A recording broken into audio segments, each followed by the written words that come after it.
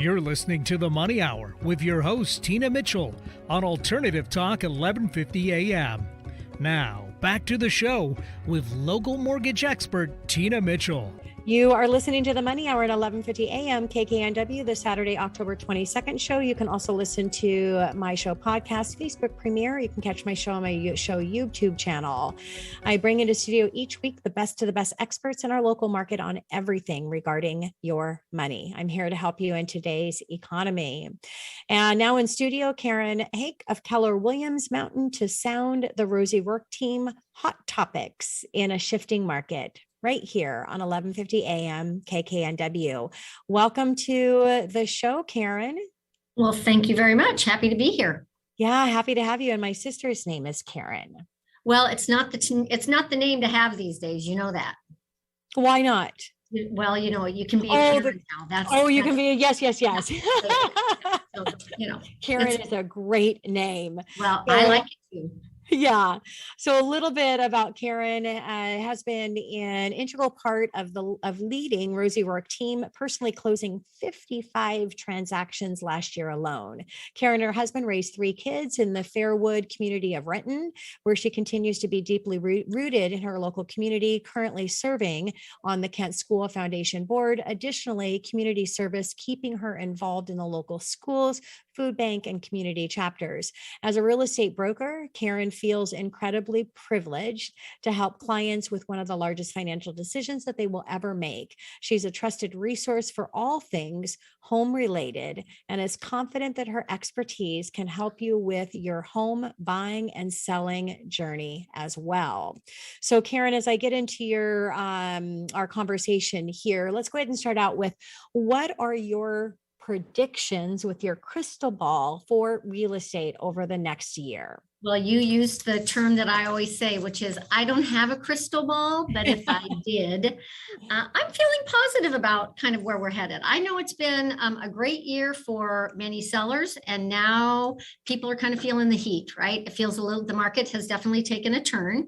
But to be fair, for the first time in a number of years, buyers have some options. And I think that that's a nice respite for our buyers to actually have the opportunity to have some choice, some selection in inventory, the ability to navigate some contingencies that they simply have not had the ability to enjoy the last couple of years, and they don't have to give away their firstborn in order to potentially get a house. And so I think that's a wonderful thing. I don't really think that we're in a buyer's market. I think we're in a buyer-friendly market. Right.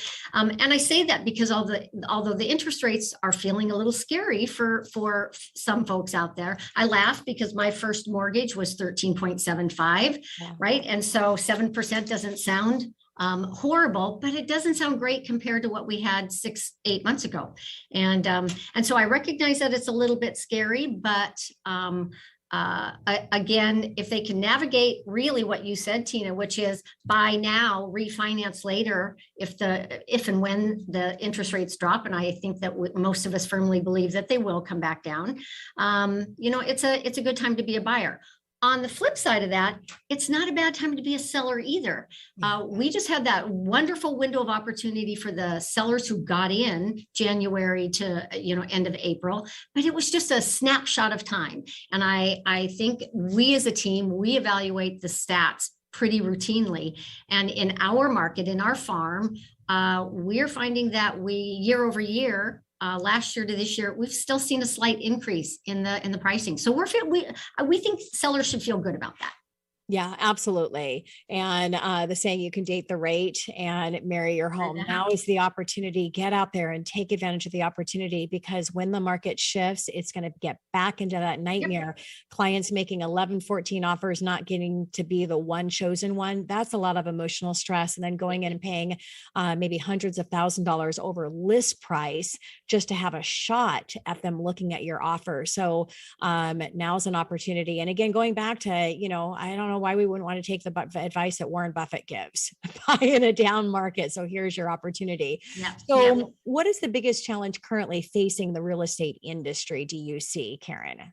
Well, I think if you're asking buyers, they're saying affordability is still an issue. Again, I think that's why we direct clients to good lenders, right? Let's get you attached right away to a lender who can help you navigate the financial side of things. So when you're out shopping, you're ready to pull the trigger.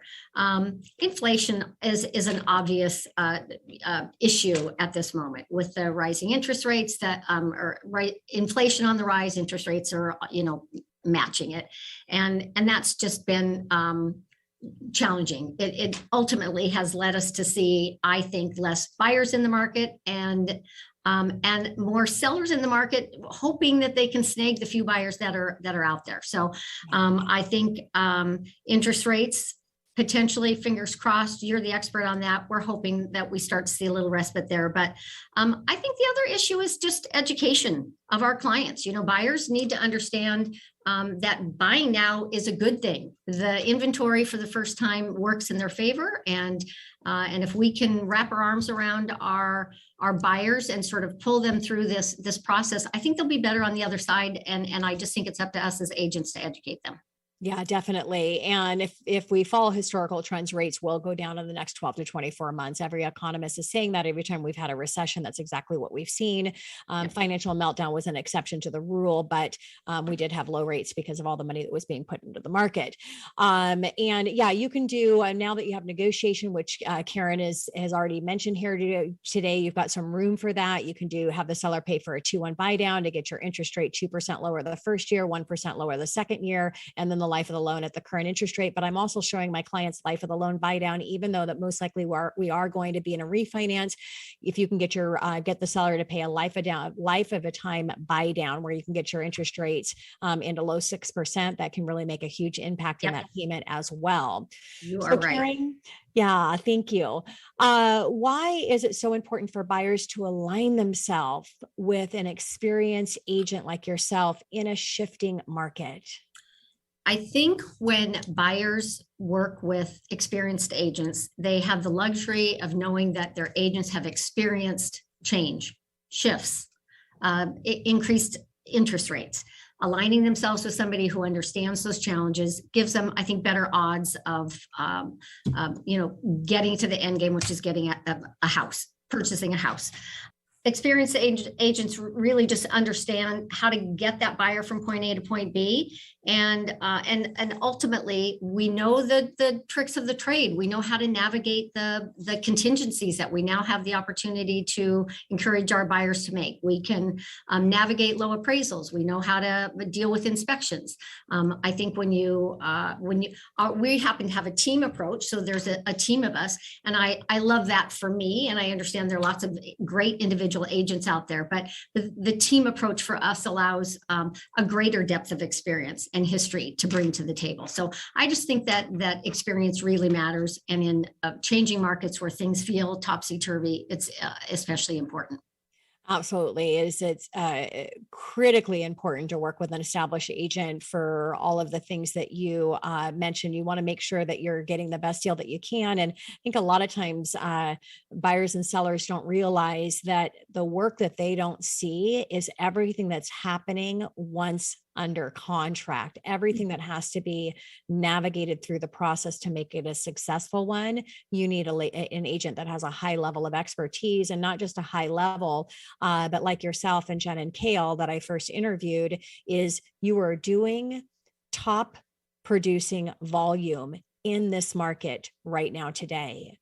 So Karen, what are the threats that face real estate agents today? Well, again, I think the agents they choose, that's certainly a threat to a buyer. But I think for agents themselves, budgeting, learning how to manage your budget. The market is unpredictable. And for many agents, the last few years have been a gravy train. Put a house on the market, we know it's going to sell, you're going to get a paycheck, right? But these days, budgets are really important. And how do we cut our budget and still keep our business thriving? I think it was Jen who mentioned, get back to basics, making the phone calls, working your farm, making sure that you're connecting with your sphere. The people who have provided the business to you in the past will be the people who are providing the business to us in the future. And so I definitely think that our team has really tried to, do the things that will bring us business, but not necessarily cost us a lot. So maybe our events look a little bit different, but definitely, getting on the phone and talking to the people who have the power to make a difference for us. I think those are really, I think budgeting right now and just making sure that you're doing the marketing that you can do without, knocking your budget out of the park, and taking advantage of the things that don't cost us anything. Yeah, great advice, Karen. So during a market shift, what are the questions that buyers should be asking their agent that's representing them? Well, first and foremost, do you have a good lender? Because there are a lot of lenders out there that we as agents wouldn't recommend. So we want to connect our buyers to solid agents.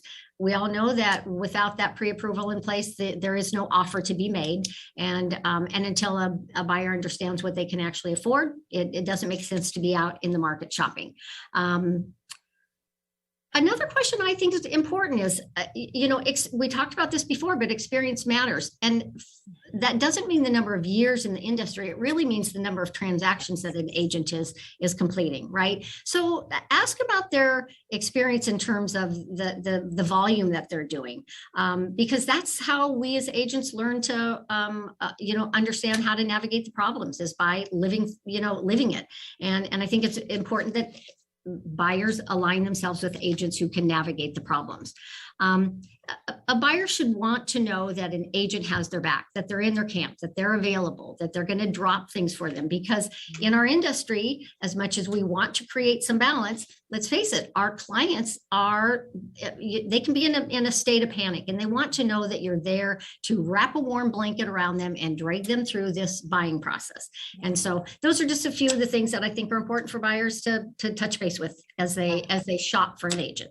100%. So Karen, how does an agent price a home in a shifting market when the data is just rapidly changing? Mm-hmm. So we actually do a download every week. We want to talk about, where we are with regards to the data, but we are using really current data. We might previously have gone back 30 or 60, 90, 180 days. We're looking at current data, 15 to 30 days out. We're monitoring what's active, what's pending. We're talking to the agents if they've got homes under contract that we consider to be comparables.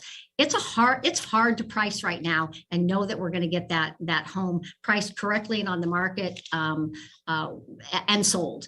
A lot of inventory sitting out there, and pricing is part of that problem. Yep. How are you seeing interest rates affecting real estate, Karen? Oh, well, interest rates mean that buyers have less power to purchase, right? So as the interest rates have climbed, the buying power is diminished, and that ultimately takes some buyers out of the market. Sellers now are nervous, and we've got a lot of inventory on the market. I think across the board that the interest rate is it's the hitch and the giddy up right now, and hopefully it impacts the entire industry and both buyers and sellers, and hopefully in the next, I don't know, as you say, 18 months to 2 years, we'll see a little respite. Yes. Yeah, absolutely. Yeah. Every 1% increase in interest rate is about a 10% drop in buying power. So it is significant. It makes a difference. And a lot of sellers are going to be rethinking selling their property unless they absolutely have to when they're at under 3% interest rate. And now 100%. They're looking at a 7+% interest rate. So we've got less than a minute here, just a call to action or to wrap up my time with you, Karen. I would just say, don't be afraid of the market. Find an agent that you feel confidence in, and do due diligence on that front. But know that the market is a great market to be a buyer. For the first time in a number of years, it's a good time to be a buyer. And certainly from a seller standpoint too, if you're aligned with a good agent and you're getting your home priced correctly, it's a good time to be a seller. Prices have not diminished substantially. Yeah. Yeah, absolutely. Again, as a buyer out there, you don't lose money in real estate unless you're first to sell in a bad market and you're not reinvesting in another asset class. So don't worry about the fact if you buy your home and the price might drop a little bit. Get in while the opportunity is here, because this opportunity is not going to be an opportunity for a long term. At some point in time, it's going to change. And if you don't take action, you'll miss out on it. Karen, thank you so much for coming into studio, sharing your expertise, and for all that you're doing in our local community for our buyers and sellers. Thank you. Much appreciated.